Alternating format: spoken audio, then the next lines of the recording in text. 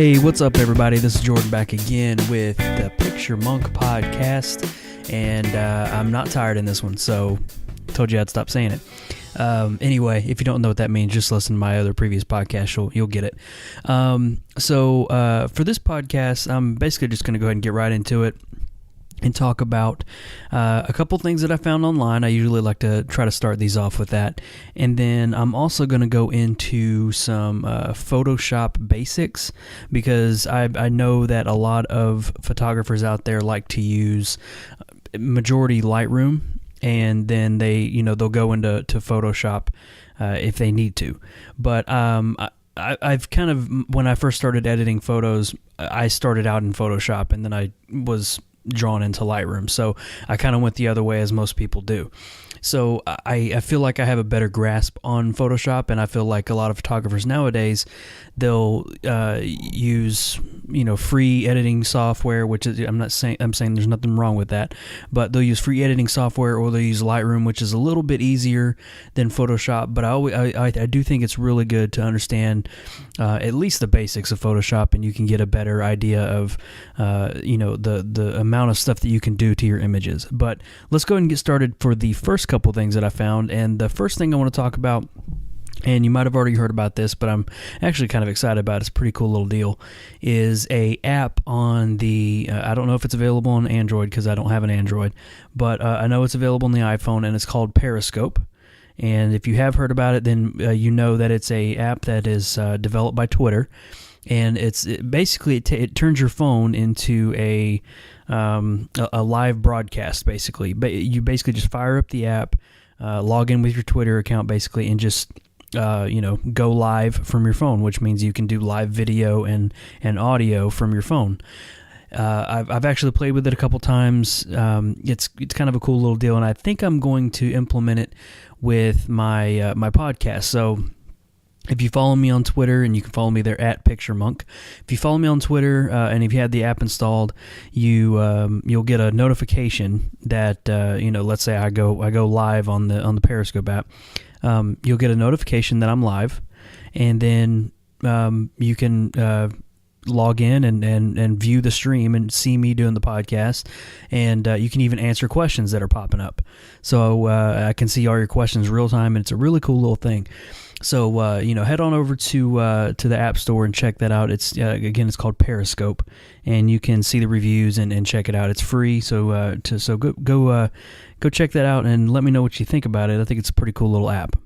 All right, the next thing I kind of want to bring up is it's a couple YouTube videos that I'm going to put on the show notes for this episode, so you can head on over to PictureMonk.com/PMP022, and you can see the videos. I'll embed them there, and it's basically it's a photo critique from a photographer, and the channel is the Vice channel. I don't know if you don't know the Vice channel, it's a really good kind of like independent news channel, and I watch a lot of their videos. I'm subscribed to them on YouTube, and they have a lot of really cool videos that major news networks don't want you to see, or they don't really highlight and everything. But they have a small little series on here that is this photography good? It's called Take It or Leave It with Bruce Gilden, and it's a pretty funny little thing, because Bruce is an older photographer. He started photographing, I think, in 1968, and he lives in Brooklyn, and they basically just give him some submitted photos, and he goes through and critiques them, and the photos aren't really my kind of photos, so it's kind of cool to hear him just almost tear these apart, just because they're not really that great.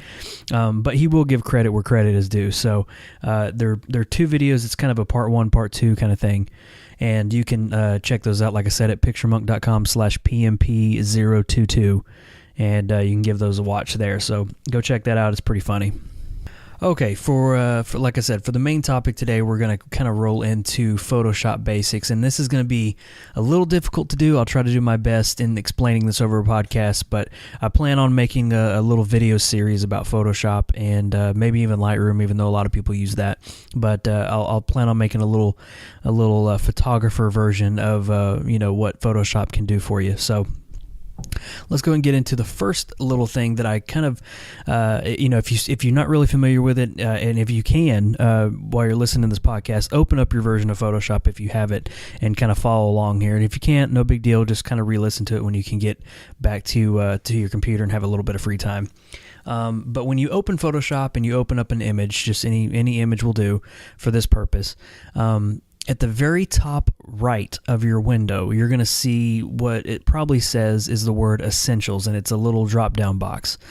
A lot of people don't know about that, and it's kind of like your workspace. It's basically where if you're if you're doing video or you're doing animation or photography, that kind of thing, Photoshop will have like a default set of panels that it pops up that are more helpful in certain situations. So most likely yours says Essentials, and if you haven't really messed with that before. And Essentials is, it brings up the timeline that a lot of people don't use, because a lot of people don't know you can actually do a lot of video in Photoshop. You can actually do video animation in Photoshop. But it'll bring up a timeline, and it'll bring up color palettes and stuff like that. But if you're a photographer and you really want to just limit it to photography, just click on that drop down box and choose photography, and it'll give you all your adjustments panels. It'll put your histogram up there for you. It'll have a larger view of the layers, channels, and paths on the right there. And, it just gives you like the basics that normal photographers use. So you can actually create your own custom workspace, but I've found that the photography workspace actually works fairly well. It gives you everything you really need. So, go ahead and change that and check that out. If you don't like it, you can always go back to the Essentials, and you can toggle it on and off depending on what you're doing. But it actually works really well if you're just doing the basics photography, that kind of thing. So you still have access to all your layers and stuff like that. So speaking into layers, if you're not familiar with Photoshop, layers is basically going to be where you live.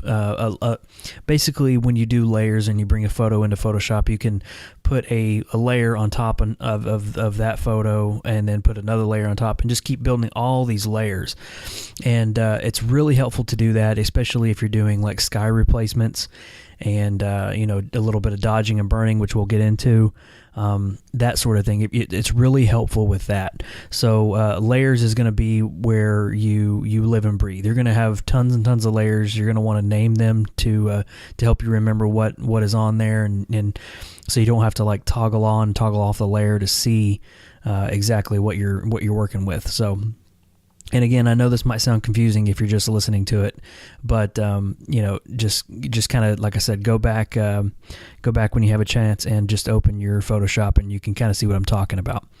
So speaking of layers as well, there are a lot of photographers that they live and breathe by the layer mask or the layers, but they also live and breathe by the layer mask.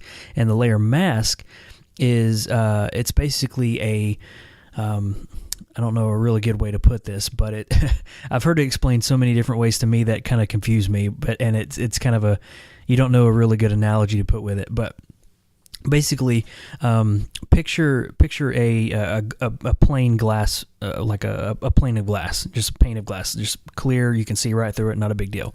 And put like fog over the glass, so it's kind of fuzzy. You can't really see through it.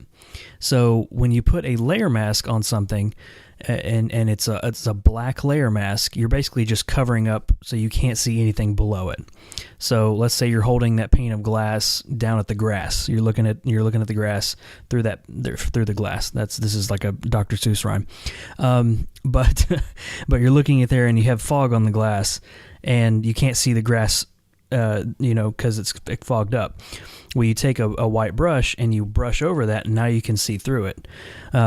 That's basically what a layer mask is. It lets you reveal certain things and not reveal other things, and that's a real big key. Like I said, when you're doing sky replacements. So, really didn't mean to turn that into a green eggs and ham situation with Dr. Seuss, but that was the only thing I could really come up with.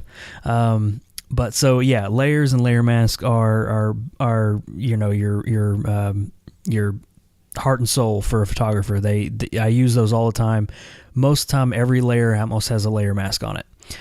just because I know I want to reveal certain things while keeping other things kind of hidden, so that way I can, I can show exactly what I want to show, and that sort of thing. So as far as adjustments, you can do, all the basic adjustments, obviously, because Photoshop is a really powerful program. But you can do all your basic adjustments, and I'm actually going to, while I'm talking about this, going to bring up my adjustments panel here. And you can do your, brightness and contrast, levels, curves, exposure, vibrant, saturation, color balance, that sort of thing. Selective color, that's a big one. That's if you're doing a layer or adjustment on a layer, that's a really good thing to make sure you do non-destructively. So there's two popular ways that you can add adjustments to a layer in Photoshop. And at the very bottom right of your Photoshop, you're going to see a bunch of little icons. And there's going to be an icon that's a circle that's kind of cut in half, and half of it's full, half of it's not. And that is your adjustment layer option that you can choose. And what that does is when you click on something, let's say you open that up and you click on vibrance. When you click on vibrance, it non-destructively, so the layer below that, it will not add the effect directly to that layer. It'll put another layer automatically on top of that layer. So layer A is on the bottom, layer B is on top, and layer B is your vibrance. So you can toggle that on and off and see your changes. That's really good because you really want to make sure you work non-destructively in Photoshop. That way you can just kind of go all the way back to ground zero, and you can start all over if you need to. Normally you don't need to, but if you have to, something happens, you can always do that. The other way to add those same exact adjustments with a little bit more options is if you go to at the top of your Photoshop toolbar is to click on Image and Adjustments. Those are the same adjustments, but when you actually click on those, it applies it to the layer that you're selected. So like I said, layer A is right there, and you click on Image, Adjustments, and then click on Vibrance again. You're going to be doing an adjustment directly on that layer. So that is working destructively. So if you didn't make a backup of the image that you're working on, you're SOL. You can't really do anything else. So I always work non-destructively. That way I know if I need to go backwards, I can. And it's you only get a certain amount of undos in Photoshop unless you change that. So normally you don't get that many to go back. That's a good thing to realize that some options are destructive and some are non-destructive. So that's a good thing to remember. Okay, another little thing that you might notice if you take a photo with your DSLR and you take a raw image and you pop it into Photoshop, you're not actually going to go directly into the main Photoshop app. You're going to go into what's called Camera Raw, and Camera Raw comes with Photoshop, and it's basically the editing program for raw images. If you have a newer camera, most of the time you have to kind of wait for Photoshop to catch up and give support for that raw file. But most of the time they're already updated and ready to go by the time cameras come out. So one thing that will really help is to get a raw file, pop it into Photoshop, and when it opens up in Camera Raw, you can get a whole lot more concise editing options in there. It kind of looks like a bare bones version of Lightroom, so you might be actually more comfortable with that. So let's say you go ahead and make all your edits in Camera Raw. You get all the edits that you think you want to do, but then you open it up into Photoshop. Once you click Open Image, it automatically opens the changes that you made into Photoshop. No big deal. You want to kind of go back in there and check it out. So there actually is a filter in the newer versions of Photoshop that's called the Camera Raw filter. And I actually did a video on this, not for photo, but for video, because you can actually edit video in the Camera Raw filter, and it actually works really well. So if you go to Filter and then go to Camera Raw filter, it will open that image back up into Camera Raw.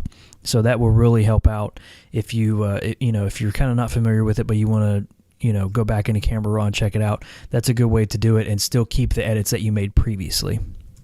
So for the camera raw filter, I actually end up going in there a lot, and I find myself going back there just because I like it much more.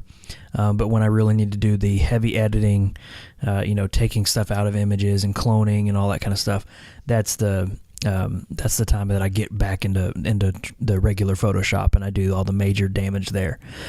Go ahead and check out that filter. You're gonna get more familiar with the process of that if you kind of keep working there and then move slowly into all the big Photoshop program. Okay, and the kind of last thing I want to talk about, and there are tons more to talk about as far as Photoshop goes. Like I said, I'm going to try to make a video about this and kind of get slowly a small little tutorial series going, because Photoshop is a beast of a program. That's why it's kind of the #1 program out there. So, if this is kind of all sounding like a jumbled up mess, then don't worry about it. You'll get more info from me in the coming future. So. The last thing I kind of want to talk about is blending modes. A lot of people don't really use the blending modes that much as far as I've seen, but they're really, really powerful.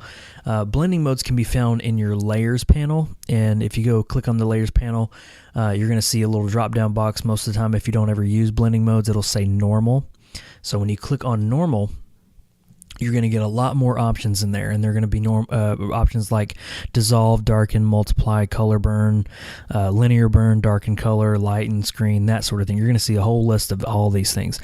Now, there are cheat sheets and stuff like that tell you exactly what these blend modes do. But the ones that I've seen are kind of wordy, and I just don't get what they're trying to tell me. So play around with it. That's basically what I'm going to tell you to do. There are some in there that actually do a lot. They do the same effect over and over. So let's give an example of the multiply blending mode. What that does is, if you have, if you've ever wanted to take, like, you have a JPEG and it has a picture of a smiley face or something like that, and it's got a white border around the smiley face. An easy way to get rid of the white around that smiley face is just to pop it into Photoshop and then change the blending mode to multiply, because multiply takes away white. That's basically all that blending mode does.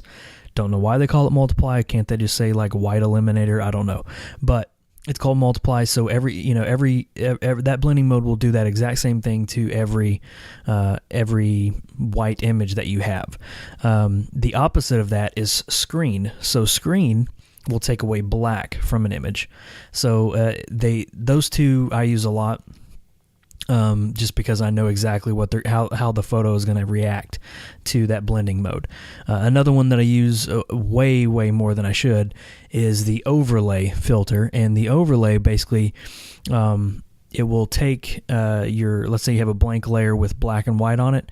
It'll slowly darken and slowly lighten certain parts of the image that you paint on, and that's how I do dodging and burning. Real quick, if you don't know what dodging and burning is, dodging is the lightening of an image in certain spots, and burning is the darkening of an image, and that's how I normally do dodging and burning. I have been working on another method that I'm probably going to make a video on, because it's going to be way too complicated to talk about in an audio podcast. But the main way I do dodging and burning is that. So if you want to try that out, basically just create a blank layer, to create a new layer on top of the image, change that blending mode to overlay, and then get a black or white paintbrush and start painting, and you can see how it'll darken certain spots and lighten. So just play around with that. Basically what I'm trying to say with all of these tips is just play around with Photoshop. You're not going to mess anything up. It's not the old days where you had like a Windows 95 computer and you do Command F4 or something and then the whole computer shuts down. No, you're not going to damage anything. So play around with it, and then you can kind of get a feel for how all these things work, and slowly but surely you're going to get into the groove. But so yeah, that's kind of how I do dodging and burning, and that's a really good way to see what blending modes do. Another blending mode that I use a lot is the color blending mode. And what that does is basically just it kind of says what it does. I think of it like a coloring book. So you have an image that you want to change a table to be a different color. So you have a like a white table. Maybe you want it to be like a blue. So you kind of get like a darker blue brush, and then change your blending mode to color, and you can make that table blue. That sort of thing. Tons of ways to make a table blue in Photoshop, but that's a manual way to do it. And so that kind of gives you an idea of what that one does. So really just kind of look through those blending modes, check out what they do, see the kind of effects. Some of these you're not going to use, like hue and luminance and all that kind of stuff. You're not going to use all that stuff. But just check it out, see kind of what they do, and that's about it. That's kind of what wanted to talk about, is just kind of give you basic little things that have helped me get into Photoshop and learn Photoshop, because none of this stuff I knew when I first started. I saw the little panel on the left that has all your text buttons and your eraser and your paintbrush and all that kind of stuff, and I just played with that. I had no clue about blending modes. I had no clue about all these filters that you can have. I had no idea how to do layer mask, none at all. I couldn't wrap my head around that, and that's why I had this crazy Dr. Seuss explanation of glass and grass. So that's about it. I'll go ahead and get off here, and we can see what's going to happen in the next podcast. But thanks again, guys. Thanks for listening. I appreciate it. Head on over to PictureMonk.com/podcast, and you can rate the podcast there on iTunes. That would really help out the show. And that's about it. I guess I will talk to you guys later, and see you next time.